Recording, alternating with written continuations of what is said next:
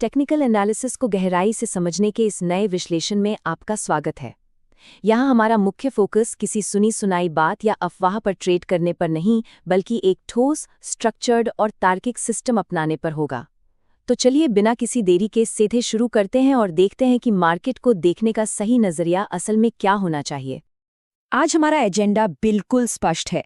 हम शुरू करेंगे एक लॉजिकल ट्रेडिंग माइंडसेट बनाने से, फिर समझेंगे इफेक्टिव स्टडी के कुछ बुनियादी सिद्धांत।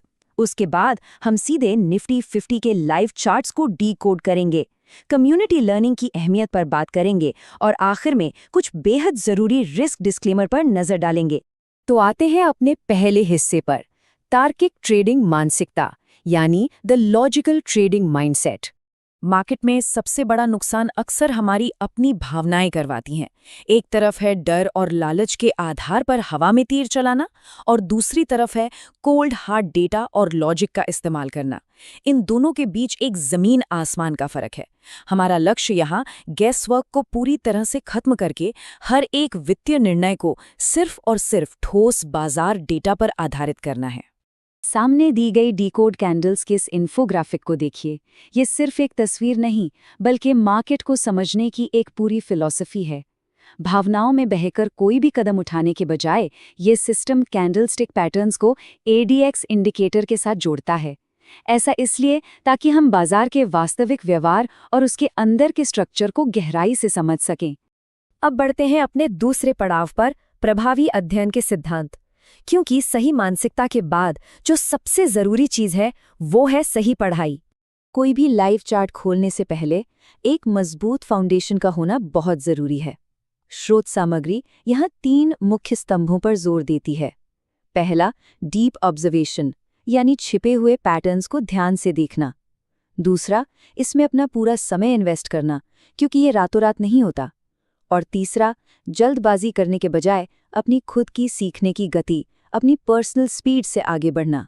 ये विजुअल उस पूरी जर्नी का एक परफेक्ट रोड मैप है। ये बड़ी खूबसूरती से दिखाता है कि कैसे आपका अपना पर्पस और आपका डीप ऑब्जर्वेशन ट्रेडिंग चार्ट्स की इस उलझी हुई दुनिया में एक सच्चे कंपास यानी दिशा सूचक की तरह काम करते हैं। चलिए अब इस थ्योरी को प्रैक्टिकल बनाते हैं।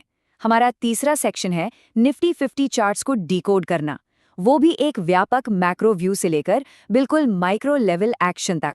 शुरुआत करते हैं 4 घंटे के चार्ट से। यहाँ लॉन्ग टर्म स्ट्रक्चर हमें साफ बता रहा है कि वर्तमान में बियर्स एक्टिव हैं। इसका सीधा मतलब ये है कि मैक्रो लेवल पर बाजार में ऊपर से एक डाउनवर्ड प्रेशर यानी मंदी का दबाव बना हुआ है। जब हम थोड़ा और पास आते हैं और 1 घंटे के टाइम फ्रेम को देखते हैं तो वही बेरिश सेंटिमेंट लगातार बना हुआ दिखता है। लेकिन जरा नीचे दाईं ओर दिए गए डेटा टेबल पर नजर डालिए। यहाँ मजेदार बात यह है कि समग्र लाइव ट्रेंड अभी भी अनक्लियर यानी अस्पष्ट के रूप में वर्गीकृत है। ऐसा क्यों? आइए आगे देखते हैं। जैसे ही हम 15 मिनट के माइक्रोव्यू पर आते हैं, पूरी कहानी ही पलट जाती है। यहाँ एक बहुत ही दिलचस्प बदलाव देखने को मिलता है। बुल्स एक्टिव हो जाते हैं, यानी लंबी अवधि के ट्रेंड के बिल्कुल विपरीत शॉर्ट टर्म में यहाँ एक बाइंग मोमेंटम या खरीदारी की गति चल रही है। और अगर हम इसे और भी ज्यादा जूम इन करें 3 मिनट के बेहद केंद्रित चार्ट पर, तो ये बुलिश एक्शन और भी अधिक साफ हो जाता है। देखिए, यही वो वजह है कि हमें अलग अलग टाइम फ्रेम का अवलोकन करना पड़ता है। अगर आप सिर्फ एक नैरो व्यू लेकर बैठेंगे तो मार्केट का असल स्ट्रक्चर आपको धोखा दे सकता है। अब इस डेटा ब्रेकडाउन को समझिए। यहाँ सभी टाइम फ्रेम के लिए ADX और डायरेक्शनल इंडिकेटर्स यानी प्लस DI और माइनस DI की सटीक कैलकुलेशंस दी गई हैं। इन्हीं नंबर्स की वजह से हमारा mathematical system current live trend को अनक्लियर मान रहा है। भले ही कुछ विशेष टाइम फ्रेम में बुल्स या बियर्स एक्टिव हों, लेकिन ओवरऑल ट्रेंड की दिशा अभी साफ नहीं है। यही खूबी है डेटा की। ये सिर्फ अनुमान नहीं लगाता, बल्कि असली कहानी बताता है।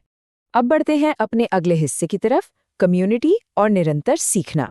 इतने कॉम्प्लेक्स इंडिकेटर्स और डेटा पॉइंट्स को समझना कोई ऐसा काम नहीं है जो अकेले किया जाए। इसीलिए डीकोड कैंडल्स की डेडिकेटेड टेलीग्राम कम्युनिटी जैसे प्लेटफॉर्म्स बहुत काम आते हैं।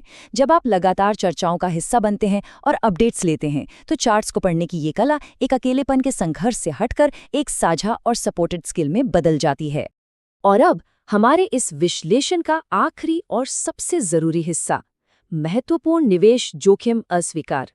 बाजार में उतरने से पहले कुछ सीमाएं तय करना बहुत आवश्यक है। इस बात को बिल्कुल स्पष्ट रखना चाहिए, हम सेबी रजिस्टर्ड नहीं हैं। शिक्षा कभी भी आधिकारिक रूप से पंजीकृत प्रोफेशनल फाइनेंशियल सलाह का विकल्प नहीं हो सकती। ये एनालिसिस सिर्फ और सिर्फ एजुकेशनल पर्पस के लिए है। ये बात हमेशा याद रखें कि फाइनेंशियल मार्केट में होने वाले किसी भी प्रॉफिट या लॉस की आखिरी जिम्मेदारी पूरी तरह से एक इन्वेस्टर की, यानी आपकी अपनी होती है। ये डिस्क्लेमर एक कठोर रिमाइंडर है कि शेयर बाजार में जोखिम हमेशा शामिल होता है और व्यक्तिगत ट्रेडों के रिजल्ट्स के लिए कोई भी लीगल लायबिलिटी नहीं ली जाती। तो अंत में एक बड़ा सवाल, क्या बिना सोचे समझे दूसरों की दी हुई स्टॉक टिप्स के पीछे भागना बेहतर है, या फिर थोड़ा समय निकालकर मार्केट के इस लॉजिकल स्ट्रक्चर को खुद समझने की कोशिश करना? आखिरकार फैसला आप सभी को खुद करना है। क्या आप सिस्टमैटिक एजुकेशन का वो चुनौतीपूर्ण रास्ता चुनेंगे जो आपको सशक्त बनाता है, या फिर हमेशा इमोशनल गैस वर्क के भरोसे रहेंगे? विचार जरूर कीजिएगा। इस विश्लेषण में हमारे साथ जुड़ने के लिए आपका बहुत बहुत शुक्रिया।